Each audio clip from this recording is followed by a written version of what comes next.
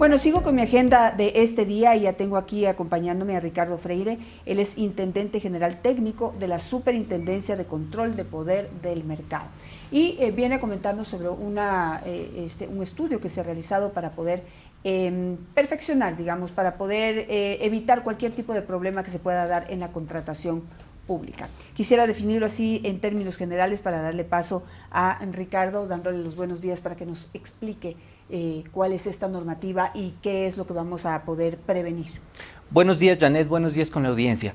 Sí, la Superintendencia de Control de Poder del Mercado a nivel de sus atribuciones, desde hace algunos años ha observado varias cosas que pueden ser mejoradas en el Sistema Nacional de Contratación Pública, por supuesto con la visión de competencia, que son las atribuciones que tiene la autoridad. Entonces, a partir de varias situaciones que se dieron pre-pandemia y en pandemia, la Superintendencia de Control de Poder del Mercado emitió unas primeras recomendaciones al CERCOP para que se corrijan ciertos errores de cómo se están desarrollando algunos procesos, pero vimos que se necesitaba algo más. Entonces decidimos profundizar en un estudio de todo lo que está sucediendo alrededor del Sistema Nacional de Contratación Pública, de cómo funciona la aplicación, de cómo se desarrollan los procesos. Entonces, identificamos, por ejemplo, varias cosas en un inicio que nos incentivaron a profundizar aún mucho más. Y era básicamente que teníamos, por ejemplo, muchas denuncias en general sobre direccionamiento de procesos. También, pues, los actos de corrupción que están siendo investigados por diferentes órganos de la justicia y en los diferentes niveles también que se están desarrollando. Y esto incentivó que nosotros tengamos un estudio cuyo objeto general es conocer el marco regulatorio, funcionamiento, dinámica, estructura y posibles fallas que existen en el Sistema Nacional de Contratación Pública con el fin de identificar oportunidades de mejora y formular recomendaciones al mismo. El periodo del estudio es desde el año 2015 al año 2020, estamos hablando de alrededor de 38.000 millones de dólares en contratación pública. Y bueno, hemos obtenido... ¿Qué problemas se identificaron, por ejemplo, para que se haya llegado a determinar la necesidad de poner como esta aclaración de las reglas, ¿no? Para evitar la colusión? Eso me llama mucho la atención. En este análisis que hicieron, ¿cuánta colusión hubo? Vamos tal vez por unos datos iniciales. Tuvimos como fuentes de información el SOCE, que es este sistema de información que maneja el CERCOP, la base de datos del CERCOP, comunicaciones directas con miembros de la sociedad que nos brindaron también información de primera mano de lo que ellos estaban viendo que sucedía, doctrina internacional para comparar varios de los resultados, aplicaciones de encuestas a proveedores y entidades contratantes para entender exactamente qué sucede detrás, qué sucede en el día a día de los procesos de contratación pública, entrevistas con proveedores, entidades relacionadas y CERCOP también, y revisión de modelos econométricos. ¿Qué nos da esto? Nos da, bueno, en análisis correspondientes de metodologías para determinar vinculaciones societarias, para aplicando modelos econométricos para identificar riesgos de colusión, reglas de asociación para identificar riesgos de reparto de mercado y análisis de redes para identificar riesgos de reparto de mercado. Tenemos indicios como, por ejemplo, que hay muchos ganadores en primera oferta, es decir, que vienen, se crean estas nuevas empresas y presentan su oferta y resulta que han sido los ganadores. Ofertas falsas. Tenemos vinculaciones societarias que en cierta forma están prohibidas por la Ley Orgánica del Sistema Nacional de Contratación Pública. Reparto de mercado, es decir, se reparten geográficamente muchas veces quiénes van a ser los ganadores o se reparten en qué procesos van a ganar los unos, en qué procesos van a ganar los otros. Sí, básicamente eso sería una colusión. Cuando los operadores económicos, cuando los proveedores se ponen de acuerdo para simular, por ejemplo, competencia. En una subasta inversa, por ejemplo, se ponen de acuerdo quién va a ofertar cuánto, hasta cómo van a hacer el juego de las ofertas y ya se sabe quién básicamente sería el asignado.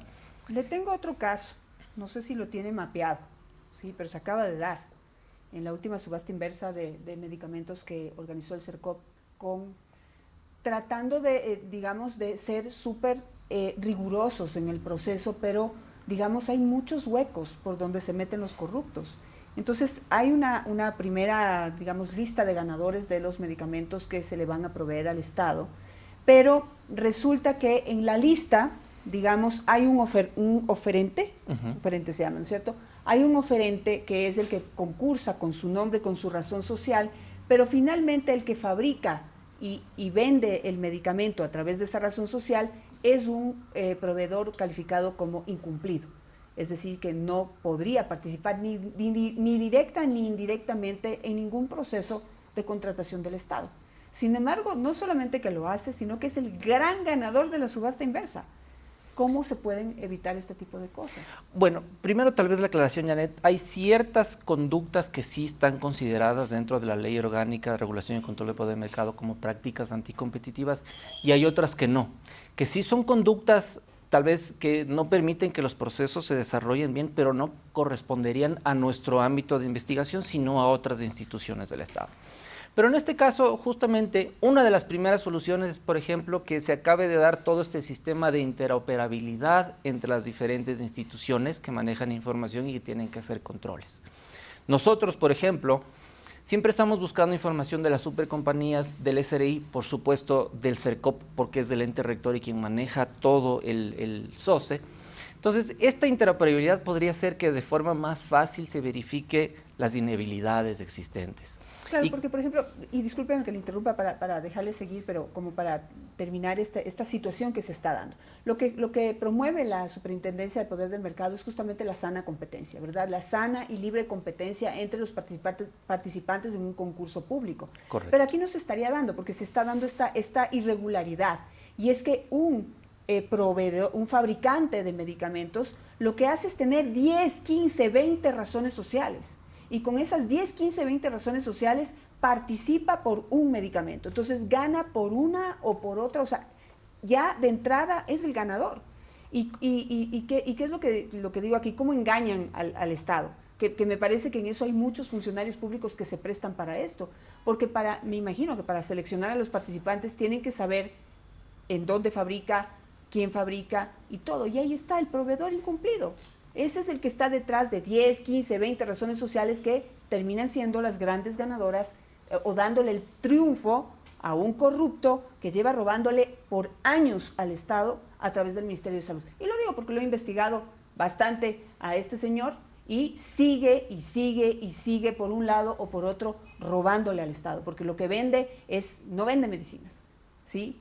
Vende en ocasiones nada porque no mete nada en las cápsulas o cambia medicamentos o no da los medicamentos con la calidad que promete, etcétera, etcétera, etcétera. Pero siempre se constituye el gran ganador de las subastas. Como superintendencia, nosotros nos encontramos siempre monitoreando esto, estamos monitoreando estos últimos procesos que usted hace referencia, también revisamos la emergencia pasada que se desarrolló en el sector salud y eso también es parte de varias de las observaciones y recomendaciones ya sectoriales que nosotros hemos emitido en su momento. Por ejemplo, nosotros tenemos dentro de este estudio del Sistema Nacional de Contratación Pública una muy importante recomendación que es que se depure el RUP. Es decir, que se clarifique cuántos realmente son los proveedores del Estado, cuáles pueden proveer dentro de las diferentes categorías.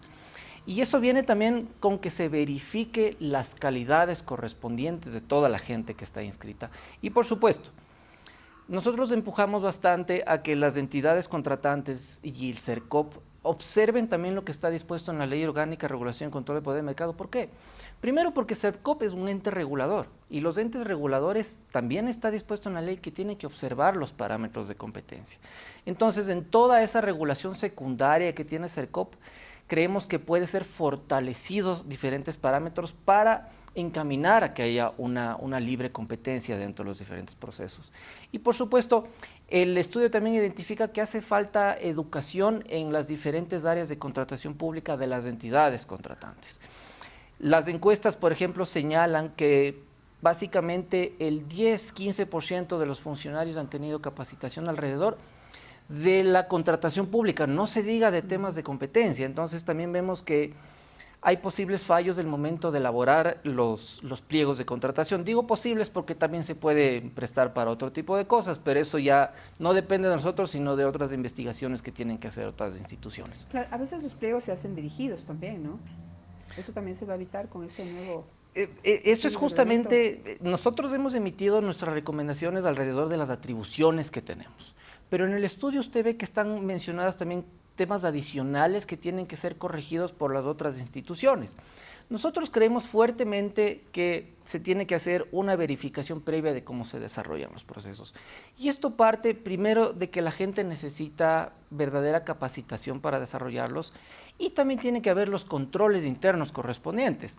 Otro de los resultados de las encuestas es que no tienen ningún sistema de control previo dentro de las entidades contratantes y que en CERCOP tampoco se identifican, por ejemplo, mientras se van desarrollando los procesos, las que se llaman las banderas rojas.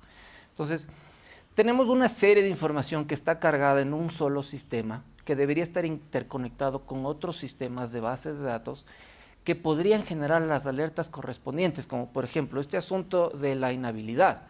Tal vez la empresa que está ofertando no es la que corresponde a la inhabilidad, pero si es que uno sigue el árbol accionario, debería identificar qué es lo que está sucediendo ahí y eso es lo que hace falta. Una verdadera interconexión, por ejemplo, con la super de compañías debería evitar esto y debería evitar también el hecho de que tenemos oferentes cuyo objeto social es venta de comida y resulta que terminan vendiendo mascarillas, medicinas, productos de comunicación. Es una serie de cosas que se han identificado, entonces creemos que este sistema que interopere es muy importante. Pero más que nada que se tomen en cuenta recomendaciones previas, porque siempre se piensa que la única institución que debe intervenir, por ejemplo, somos nosotros. Y nosotros solo intervenimos en una parte de lo que podría suceder alrededor de la contratación pública. Y es lo que corresponde a, como bien lo dijo hace un momento, la libre competencia, el que exista una competencia efectiva.